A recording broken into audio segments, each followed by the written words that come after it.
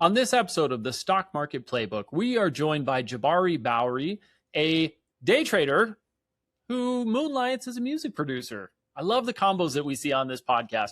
He's got some super interesting takes and how he developed his system and how he spends about 45 minutes a day and makes all of his income from this. So it's a great episode. I think you're going to love this. Take it away, Jabari.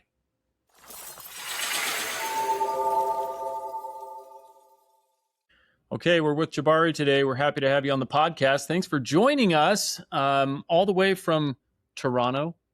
Yeah. But before we hit the record button, you straighten me out on how to pronounce, because Toronto. So glad to have you with us. It's actually kind of funny because like all the people from Toronto say it wrong, but all the people that aren't from here say it right, pronounce it right. It's crazy, man. You know, the nuanced local stuff. That's super cool.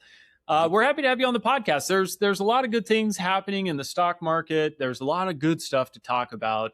And I think that obviously with all the volatility that we're seeing on basically a daily basis, it's creating some interesting opportunities. So I'd love to hear, how you've been approaching this market, what you've been doing. But before we get to all that, tell all of our listeners a little bit about your background. How did you kind of get started in trading? What type of market are you loving?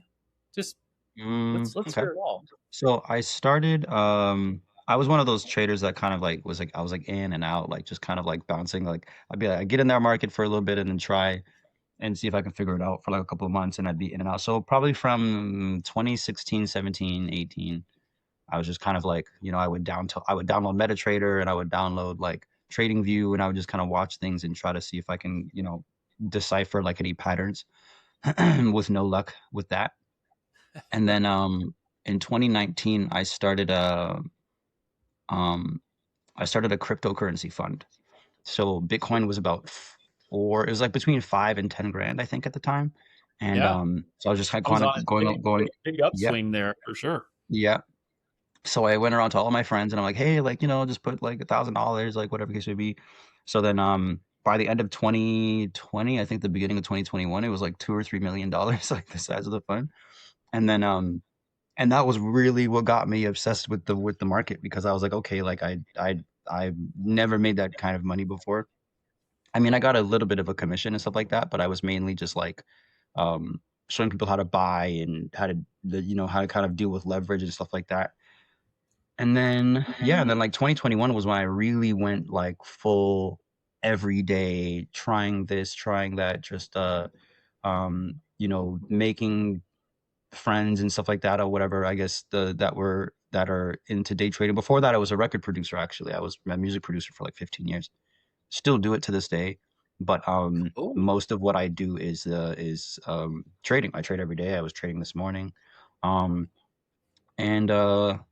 I got full time with it, I think probably in 2024. But I was just, for like 2-3 years, I was just losing money pretty much, just like everybody else.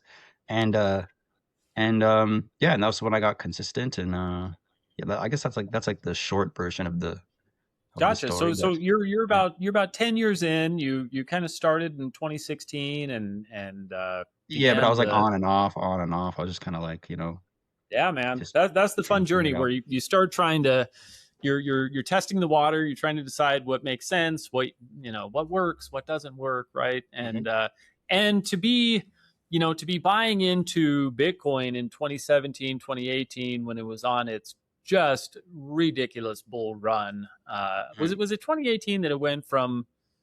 I think it was about 2018, right? It went from $1,000 to $20,000, kind of in that. That was, yes, it went to 20, and then it came down to like 13, 14, and then went all the way down to 4. And then once it was down to like 4,000, 5,000, 7,000, I was like just running around, and then like it was like right before COVID, this was like all of 2019. Like all I did was just like so you bought in. You bought into Bitcoin. I'm just pulling up a Bitcoin chart on my end over here real quick for good reference. But you bought in to Bitcoin after the big dip. Yeah. So that big bull run happened, and then we had a couple of dips, and you were getting in. Very Yeah, I was just nice. like constantly telling people, tell my family, my friends, whoever would listen really, just be like, hey, like get a Binance account, put this much in there. And I would just I had a it was like a I don't want to call it a bot. I had a it's called Three Commas. It's like a crypto. You basically Yeah. get your API from Binance or whatever and plug it into Three Commas, and it just controls all of the accounts from one spot. So then I would tell people just to set up the leverage or whatever, and then that was it. And then I'd be like, hey, So like whatever. was Go this ahead. essentially like a fund? Were you investing on behalf of the people putting the money in? I mean, I was also investing my own personal funds, but yes, so Yeah. people were putting money into their own Binance account and then giving me their API, Gotcha. Gotcha. right? Kind So of a that I managed can basically, so account they type can like, so they have situation. their own wallet and all that kind of stuff or whatever. So that was kind of like I was circumventing like having a license and all that other kind of stuff. Sure. Sure. So that way I was able to do that. And then, yeah, and then when Bitcoin took off, like, I made a bunch of people money and then like I was able to get 20% of what everybody was making. So then, Sure. so I had like a nice chunk of change at the beginning of 2021. And then that was when I was like, okay, like how do I, that was when I got obsessed with the markets because once I hit 1 million, 2 million, I was like, oh my gosh, like I was on the charts every single day, just like it would go down and I would like lose sleep. Um, because I'm just like, oh no, I hope Bitcoin doesn't go to zero. I'm like, this would be the worst day ever. Right. Um, and then yeah, and then 2021 started, and I'm just like, honestly, I had a decent amount of money, and I'm just like, you know what, if I can get like even 1% a week, like if I could figure out how to trade and just do 1% a week or like 5% a month or something like that or whatever, like I could live off of this, Yeah. essentially. Yeah. And it could be like another income stream. And that was when I started. Yeah, so 2021, that was like around the time I started really, really, really just like deep diving and doing and back testing and journaling and just being on it like all hours of And the so night. so where did you go from there? In 2021, you said, okay, I got to Yeah. make percent a week. Did you stay in the crypto market? Did you branch into stocks and currencies Yeah, so I was and in crypto. I was in crypto for a bit. Um Realistically, I had no idea what I was doing, but I kind of got lucky with the whole crypto thing because I mean there was no way to know that that was going to happen. Um it was with right place, right time for sure. That was yeah, like it's just a lot of I was money like, to be listen, I made know it's there. gonna go back to 20,000. So I'm like, guys, it's 5,000 right now, it's 10,000 right now, and it can go to 20 and it can go higher. I didn't know it was gonna go to 60. I had no idea. So it just so Or happened or 100. whatever. And then, I'm just getting all they're like, oh, you're a genius. I'm like, okay. I didn't really, I just kind of got lucky. And I was like, oh man, I hope it goes to like 200, whatever. And and now it's at like what is it, like 70, and everyone's like panicking. So, Yeah, I yeah, learned that lesson. And then yeah, and then I just I met with who was it? I just met people online. I would just be in sure. forums and like I was on Twitter a lot. I'm still on Twitter a lot. And just like meeting people and trying to figure out, just kind of trying to soak up as much education and attention as I can. I was like, okay, like let me try to see if I can find a strategy somewhere, some way. Yeah, so it started in crypto, and then I got into I went from trading on Binance. Okay, so Binance got banned in Canada, so no one in Canada is allowed to use Binance. So I had to get off of Binance, and I went to MetaTrader, MetaQuotes, MT4, MT5, and then yeah, and then I just did that. I still trade CFDs. I do futures now as well, but for years I was only doing CFDs, and yeah, and then I was just bouncing around the internet for years, just trying to meet people that knew how to trade, like just asking around. I was on Reddit a lot. Um, Sure. does anybody have a strategy that like can work? Does anyone have backtest data for this? Like yada yada yada. Can anyone does anyone and then I got into like creating my own indicators. I did that in 2023. I went on Fiverr and I found some guys in India that knew how to do Pine script. And Sure. so I would do phone calls, Zoom calls with them at like 1 o'clock in the morning, just trying to, because it's like they're Yeah, on the other side of the world, right? So for sure. um, trying to get these things put together. And then once I started, the one thing that really, really, really changed it was back testing. Once I was able to like, I guess like kind of create a system and and get solid, verifiable backtest data for uh like the rules for my strategy. that was when I got profitable like almost like a week later. It was like right after I Yeah. started like right I was like, okay, let me go and take these entries and try to apply like a rule system. Like if I get to this much profit per day, I stop. If I lose this much per day, I stop. And I applied that, and I was like, okay, if I see a fair value gap here and this is doing this, then I take, I would take a sell or take a buy. So And this is is like your is from that back testing, did that put you, I mean, what is your, I would say, your full-time focus now? Like, what do you, are you in futures markets? Is that your both, yeah. main So I do, yeah. So I do go both, to? yeah. So my strategy works on both. So I do both. So I usually stick to indices. So like US 30, US 100, 500, and 2000. And then on futures, it would be right. It would be YM, ES, NQ, and RTD, which is the or RYD, which is the US 2000. And then so the charts are basically exactly the same. Like US 30 is the same as YM. It's the same thing. It's just like a different system. Like one's on the CME and Sure. then one's on a broker, right? And yeah, so then I just came up with like a I guess like it was like a risk to reward system. So if my account was in profit, I would go for like 3 or 4% today. If my account was in drawdown, I would go for like 1 or 2% to try to get myself out of drawdown, and lower I guess like my daily profit threshold for the day. Um, Yeah. And then I just tried all sorts of different combinations. I'd be like, okay, like if I try to get to 10% in a day, um, how many times a month is that happening? Is it sustainable? How much Yeah. drawdown happens in between each winning day? Stuff like that. So And then are you sticking, are you day trading all these markets? Do you hold anything overnight? Do you hold anything no, medium term, or is it no. all So I'm day trading? strictly scalping. I actually only trade like right now, I only trade the US 30 on the 45-second chart and the 1 minute chart. Okay. Yeah. And So is I'm this like very automated trading, or are no, you no, I do it executing manually. manually? Yeah, I do it manually. So I'll try to find yeah, so I use a lot of I usually try to find breakouts or like fair value gaps, and then I will use something called a true strength index, which helps me with my trend. I look for confluence with the true strength index, the TSI, and a fair value gap. And then as it goes into profit, if I lose a trade, I lose the trade. But if it go as it goes into profit, I use an average true range to start trailing it. So as it Yeah. goes into profit, I'll just like kind of move up my stop, move up my stop. I don't use a TP at all. I've never used a take profit. No, Um, no, no take and profit. You're just I just kind of rinse and repeat. It's really funny when people watch me trade. They're like, what is this? And I'm like, I don't know, but it works. It makes money, man. I don't know. It's it's a like, process. That's what I'm yeah, doing. It's a yeah, process. No, that's yeah. cool. So on the day trader side of things, I mean, it's definitely an interesting time to be a day trader. There's obviously a lot of volatility. Early on in my trading career, 20 plus years ago, I did a lot of short-term trading, a lot of on the 5 minute charts and 1 minute charts, and it was great. You get elderly like me, you can see kind of in the gray beard here, and day trading becomes a little more difficult for me to stay with. And but it's great when there's a lot of volatility. So how have the indexes been treating you since, I don't know, the last 2 or 3 months? We've seen a lot of ups and downs that change quite a bit every day. Um, Has it been good for you in your January. process?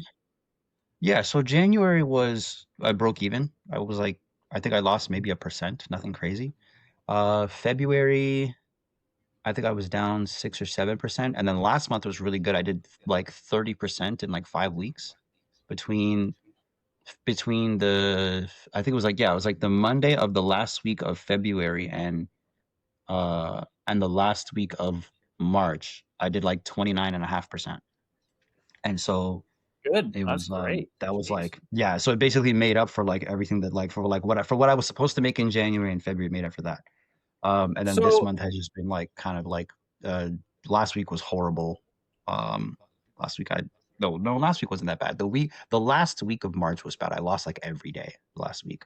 But I usually expect that because like I had like a 5 week winning streak, right? So I'm just like this has to end at some point, right? For sure. So It's so common sense. as a full-time day trader, you're living Mhm, off your profits and mhm. so on.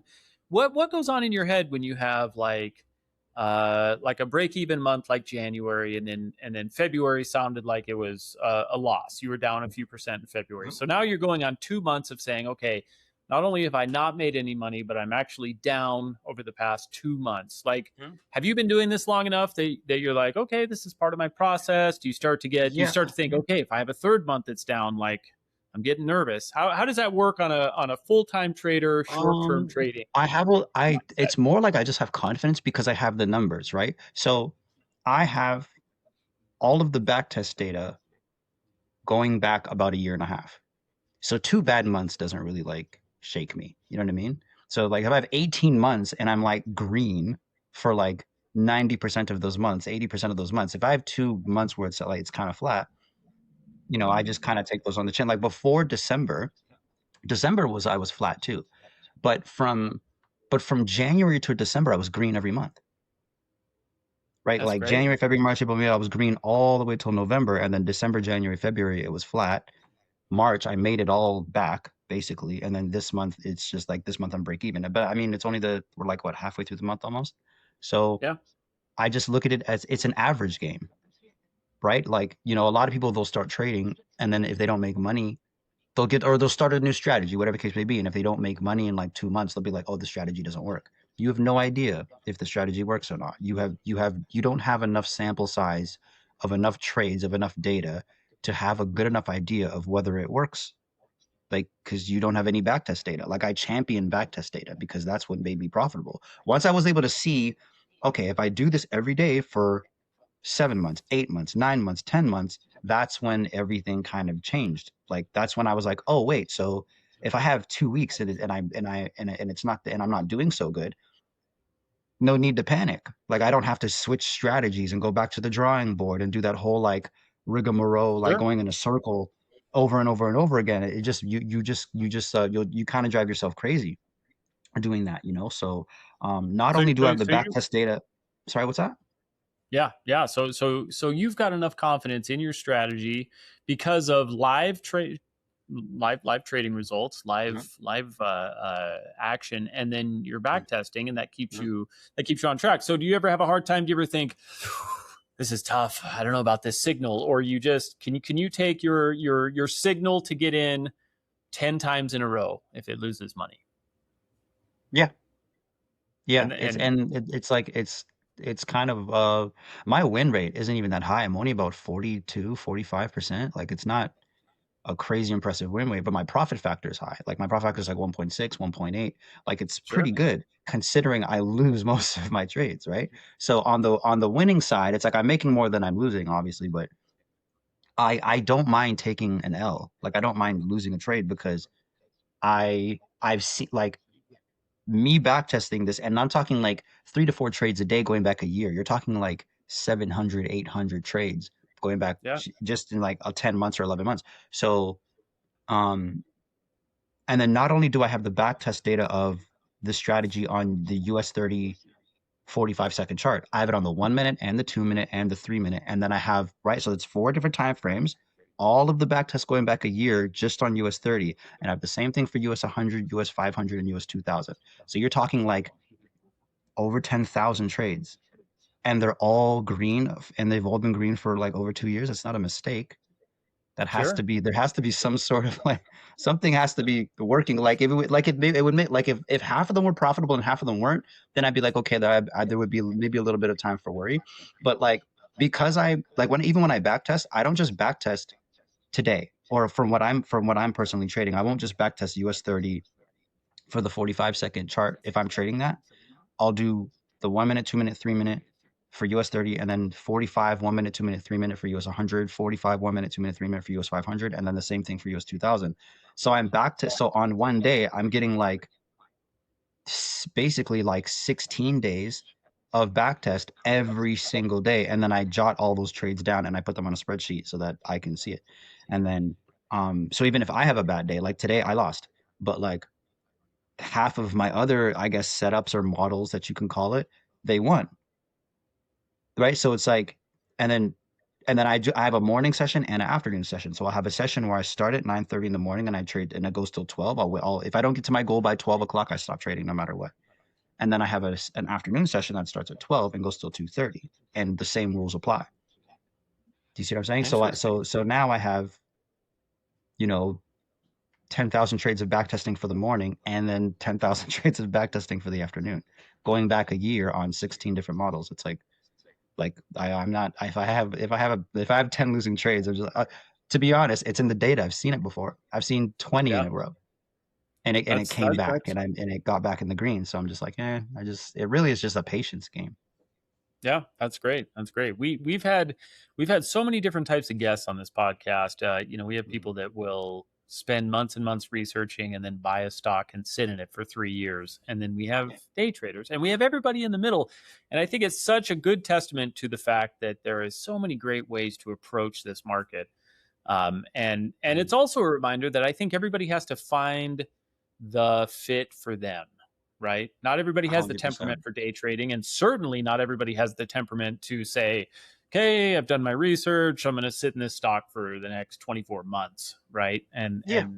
And let it roll. And so, and I think it also speaks to the fact that it's nice to have multiple approaches, right? I mean, for those that Yeah. There's no that one have way. the There's, temperament for day trading and want to uh have some long term investment sitting in the background, kind of, I think multiple strategies is always a great approach for everybody if you can, if you can handle it. But that's super but cool. to go along with your point with the multiple strategies, that's why I was like, that's why I was like, okay, I don't want to just see the data on US 30 45 second or on YM on the 45-second chart. I want to see it on the 1 minute and the 2 minute and the 3 minute. I've actually I've actually tested it on the 4 minute and the 5 minute chart, the 15 minute chart, right? So I one of my things that I want to do in the future, whatever, is to have like 16 traders or 20 or 30 traders all trading each individual model all at the same time, right? Because that I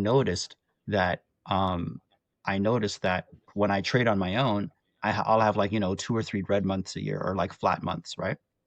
But when I have them all running at the same time, the US 30, right, 100, 500, 2000, and then the 45 to the 3 minute, like all 16 of those models running at once, there's no red months Yeah. at all. At least not in the last 12 months. There's no red months, Yeah. right? You So I'm kind of got like to I'm like, diversify oh, the like when I approach. have it, yeah. So like it's like, whoa, like when I run them all at the same time, it actually like it's actually a lot smoother. Actually the equity curve is like just there's like no huge dips. There's points where it's flat, but it's nothing that's like, yeah, I'm not getting like 30% drawdown at any point. Um, and then yeah, so that was one of the things that I noticed. So that's definitely a goal of mine, is to have like a cloud-based trading floor where people are just kind of scalping for like 45 minutes a day, and it's just on these like lower time frames. Um, and yeah, and to go back to what you said about having like, you know, everyone has their niche, I guess you could say, things that their people are comfortable with. Some people only are like, some people are very much like, oh, you only need like one trade a day. And I'm like, well, what if I'm having a good day and I do five? Like, am I wrong if I'm making money? Right? So so Sure. there's that. And then when I was doing the crypto fund during COVID, that was torture. Like every day I would wake up with anxiety checking the account. I'm like, oh no, like did Something did happened overnight. some news come out where like my fund is down hundreds of thousands of dollars, and I just couldn't take it. I like to just, if I lose, I don't mind the lose, but I like to just get out and then just have my mind at ease for the rest of the day. Yeah. Do you know what I Yeah. mean? Now, Like, not wondering what the open's going to look like the next day. yeah, like like, or everyone's paranoid every time Trump tweets things, and like that just drives me crazy because I just I don't hold trades. I don't hold trades overnight, over the weekend, ever. Yeah. Like as soon as 12 o'clock hits, no matter what, my laptop is closed, and I'm gonna go do some other stuff. I'm gonna go make music or do something. So Yeah. I just I get it, and that's why when I see other people's strategies, people talk about ICT and like the orb strategy and like smart money concepts and all this other stuff. Like when I see other people's strategies, I'm just like, all right, I'm like, hey man, if you're making money, then by all means, because I've back Sure. tested. I've done 10,000 back tested trades by hand, literally by hand, and I'm smart enough to know, and watching it obviously across all those different time frames, I'm not, I should say smart enough to know. I'm I have enough information now to know that there's not just one way to do this.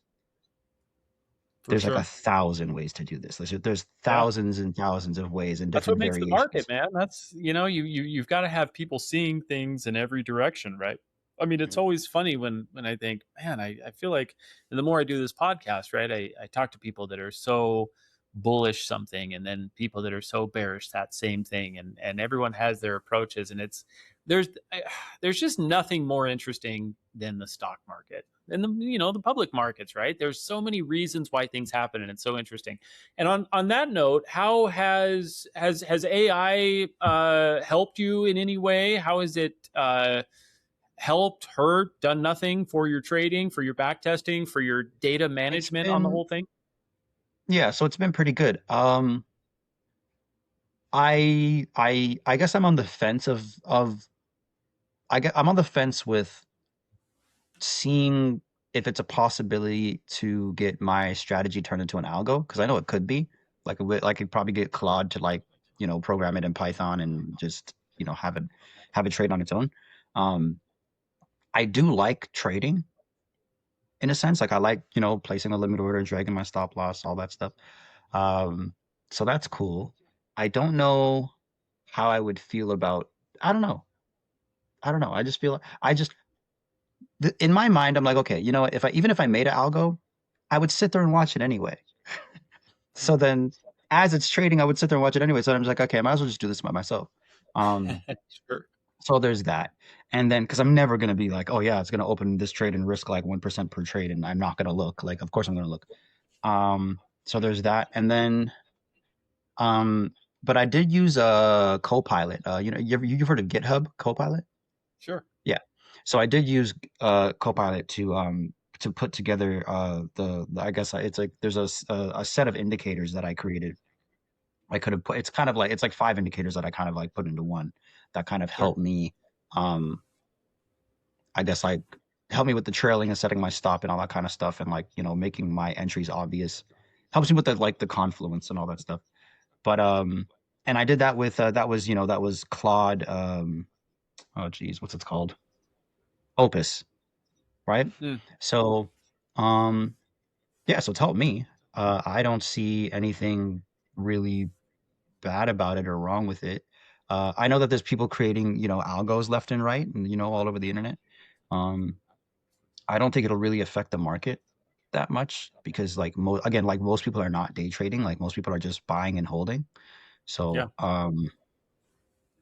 I mean, and to be honest, if we're being realistic, there's been algos involved in trading since computers. So For a long time. so it's not like people like so I see people sometimes you get the paranoid types and it's like, oh man, like people are gonna create too many algos and like this and that or whatever, and I'm like, well, first of all, you have to think about there's something called alpha decay. Alpha decay is when too many people are using the same strategy. So when you have a strategy and it gets really really really really really popular and a lot of people are using it, it like eats itself alive, if that makes sense. There's too many people used to doing the same Sure. thing, it tends not to work after a while, right? So That's um yeah. yeah. That's it's a good point, but fortunately, and there certainly has been the talk about algorithmic trading for the decades. When does this replace human It's not trading? new. That's been happening. People have been creating algorithms For a since long time. like And for decades. luckily, there's human intervention enough involved that these things will never be completely left to their own demise. And there's always going to be that emotional side of the market and that side that Mm. says we only trust our systems to such a degree, right? Referring to kind of the algo side of things, and so it'll be interesting to see how that impact happens. But it certainly is a helpful tool for traders like you and like myself that are constantly developing and optimizing strategies and easier ways to Mm. test and Yeah. to implement. And so it's great. That's great. Where do you see yourself going long term? Are you planning on staying as a day trader forever? Is there a next step to that, or just Yeah. keep So growing and growing? so the long term is like I probably hopefully by the end of this year, next year, I'm actually like trying to get traders that I've at least some have somewhat a little bit of experience involved in the strategy that I'm doing. I'm teaching it to them, um, getting them funding with like either retail prop firms or with their own capital. and doing the exact same thing, like the exact same the same, I guess, like structure that I did when I had my crypto fund. I want to do with day trading. So I would like to get like the 16 slots that I have in the morning and then 16 in the afternoon. So that would be 32 people for on CFDs, then another 32 people on futures doing the same thing. Um, so yeah, so eventually having like, 50 or 60 traders, they're all, trading, and then it's basically a trading floor, but like everyone's trading my strategy, and then eventually get them all funding and do some sort of commission profit split type of thing. Yeah, so that's like the long-term goal. Um I Cool. don't think, yeah, I don't know. I don't think, I mean, I don't trade that long. I think my average trading day is like between 40 minutes to an hour. Like it doesn't take all day. I don't see any real reason why I would stop. Uh Especially after coming this far and like, and getting funded and getting payouts and doing all that stuff. But um Yeah. yeah, I What's think what's like what's I think the what's the outside of trading day look like for you? You said you make music and yeah, yeah. So I started producing music when I was like probably in like the end of high school. And then I did a couple of records for like some pretty big artists in the States. Like I did, like, I don't know if you've heard of 50 Cent, right? sure. Of course. Yeah, okay. Yeah, so 50 Cent, French Montana, Wiz Khalifa, a lot of big like artists in the States. And yeah, so I did that for a really, really long time. And that's another reason why I got involved with trading, was because during COVID, they were talking about COVID as if it was never gonna go away. Oh, I remember. I Like they were remember. like, the The world's end of the coming to an world. end. Everyone's wearing a mask forever. Like you go get your shot. Yada yada yada. So the way they were talking about COVID, it was making me kind of nervous because my bread, like I live in Toronto. I'm Canadian, but all the money that I make is in the States. So I'm like, if this COVID thing never goes away, and travel becomes like, you remember they shut down the airports. No Sure. one can Sure. travel. Everyone was social distancing, and I'm like, how am I gonna have studio sessions with social distancing? Like this doesn't make any sense. Like I'm gonna have to produce a record through a glass. Like this doesn't make any sense. So Totally. I was really nervous. I'm like, what am I gonna do? I was like 35 years old. I'm like, I have to make money. Like I like what, right? So I had the COVID thing. I'm sorry, I had the crypto thing going on during, so that was like a blessing in disguise. Um, uh, yeah. So so during COVID was when, like, it was like the back end of COVID. Like they were still putting everybody on quarantine like every month. And I'm Mm, just like, I can't be a music producer if they're gonna put everyone on quarantine. for Like, sure. how do I, you can't have, you couldn't have studio sessions. You couldn't have studio sessions because you couldn't have more than what, four people in a room at once or something. It was Yeah. crazy. So like, especially in Canada, they were just like, it was ridiculous. Like it was, you could go to the grocery store and go back home. It was like being on house arrest. It was Oh nuts. man. That was rough. That was rough. That's cool Yep. though, man. That's a really I love talking to day traders. I think it's an interesting way to approach the market and Mhm. to express your trade ideas in a short term basis. There's lots of benefit when markets are crazy like they are right now. There's that great thing about sleeping good at night, not worrying about what comes up the next morning because you'll just take it as it Yeah, comes. some And people can do it. and Some so people can do it, and yeah, hats off. I can't do it. I yeah, cannot. for sure, for sure. No, it's that's really cool. So tell our listeners how they can kind of keep track of what you're doing and keep an eye on your posts and your details. You're on X, it sounds like quite a bit, Yeah, yeah. and So I'm on X and Instagram is where I am the most. I have a Discord as well. cool, So my Discord is uh it's, what is it? I guess I wouldn't really be a username, but yes, but yeah, all my links are easy to find. Like if you go to my Twitter or my Instagram, it's very easy. If you just go to Bowery Jabari, just it's basically my name just backwards. You just go to Bowery Jabari, type it in. Um, yeah, so you should be able to find, yeah. So the link for my Discord is there. Um, and then I post pretty much everything. If I pass a challenge, payouts from me, the other people that I have in there as well. Um, I trade live every day on Zoom, so and I record it as well, so I do that every day. And cool, yeah, and that's it. Yeah, pretty easy to find. Yep. cool, great. We'll make sure to get those links also posted with this episode so everyone can Mhm. keep an eye on everything, and Thanks. and we'll put that up. But That's great, Jabari. Thanks for being on with us today. We'd love to keep an eye on the journey and how it goes, and all the developments there. So we'll Mhm. keep an eye open. But thanks for hanging with us today, talking about your strategy and your Yeah, story. It's been super interesting. So much yeah. appreciated. Thanks for having me. Appreciate it too. I haven't done anything Absolutely. like this before. A lot of the interviews that I do are for music. Oh man, So listen, this is it's like time time this for is like more a kind of trading a new interviews. world. Absolutely, absolutely. Well, it was great. You did great, and thanks again for joining us. And we'll stay in touch for a future episode. Awesome, man. Appreciate it. All right, thank you.